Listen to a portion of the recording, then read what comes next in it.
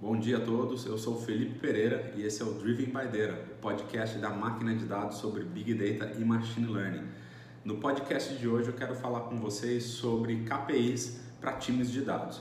Times de dados podem ser formados por analistas, engenheiros de dados, cientistas de dados, etc. Data Product Managers.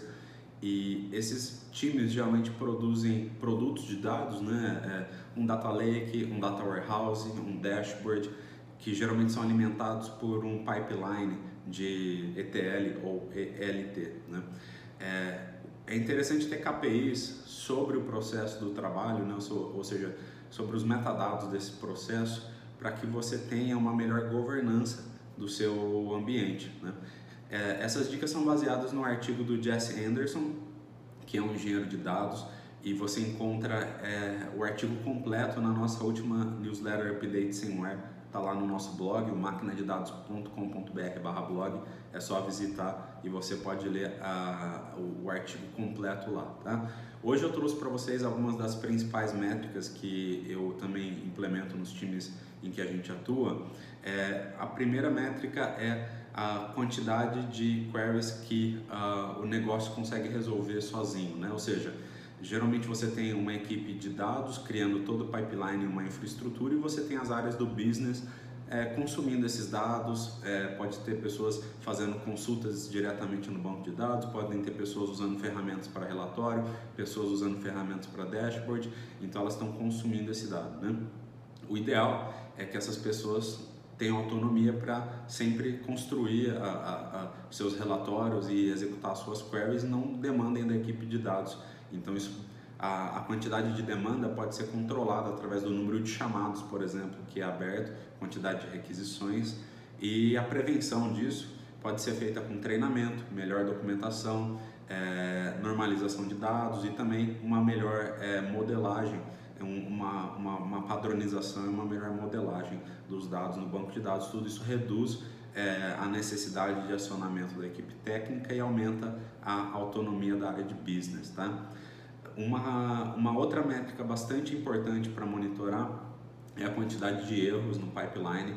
Um pipeline bem básico pega os dados da origem, faz algum tipo de transformação e grava no destino. Esse destino pode ser o nosso data lake, o nosso data warehouse.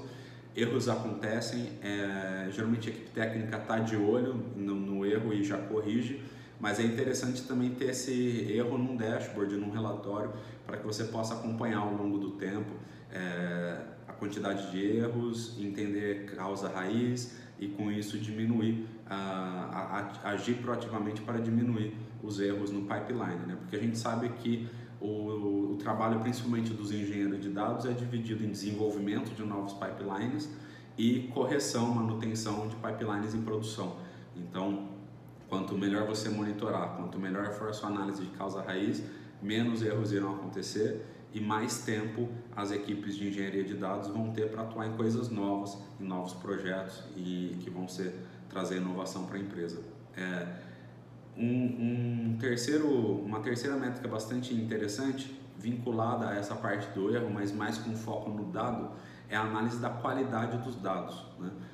Então pode ser que seu pipeline rodou com sucesso, mas o dado que veio o dado ruim da origem. Pode ser que veio um dado com tipo numérico errado, Por exemplo, veio um caractere string num campo que deveria ser numérico, ou veio um número com range fora do normal. Imagina que você tem um campo de idade, veio o número 500, não tem pessoas com 500 anos, Então é legal dentro do próprio pipeline a gente já colocar algumas regras de qualidade de dados para monitorar esses desvios, Então o que você pode fazer, você coloca algumas regras, se o dado não passa naquela regra, ele é armazenado numa área à parte para ser tratado.